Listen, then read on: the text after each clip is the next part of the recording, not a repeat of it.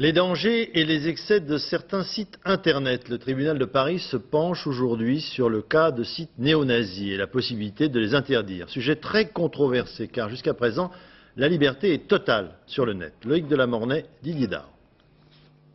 Vous avez la voix, nous avons les moyens, faites-vous entendre. Fort de cette invitation, des centaines de sites nazis et racistes ont trouvé accueil sur le portail Front 14. Association des femmes pour l'unité aryenne, musique du Troisième Reich ou encore boîte mail du Ku Klux Klan, c'est la première fois qu'une telle concentration est recensée sur la toile et sur un même site.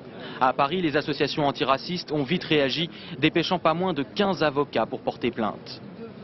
On trouve sur ce site, par exemple, des affiches de l'exposition 1942, comment reconnaître le juif. On trouve des choses extrêmement choquantes. Qui, publié dans un journal, serait immédiatement condamné. Internet n'est pas au-dessus des lois, c'est ce que nous entendons voir rappeler aujourd'hui. Originalité de cette plainte, au contraire du récent procès contre le site Yahoo, les associations mettent en cause cette fois-ci les fournisseurs d'accès. Autrement dit, des entreprises comme AOL ou Club Internet, accusées de ne pas assez filtrer le contenu qui circule dans leurs tuyaux. C'est le problème de l'impalpable Internet. Pour les avocats de la défense, les fournisseurs d'accès n'ont pas la technologie pour tout contrôler. Les techniques de filtrage sont totalement insuffisantes, surtout lorsqu'elles sont limitées à quelques fournisseurs d'accès, puisque l'on connaît toutes les solutions de contournement qui existent, notamment par la voie d'autres fournisseurs d'accès, que ce soit en France ou à l'étranger d'ailleurs.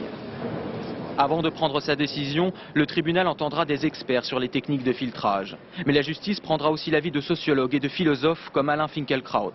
Derrière ce jugement rendu dans un mois, c'est aussi une réflexion sur la sacro-sainte liberté d'expression sur Internet.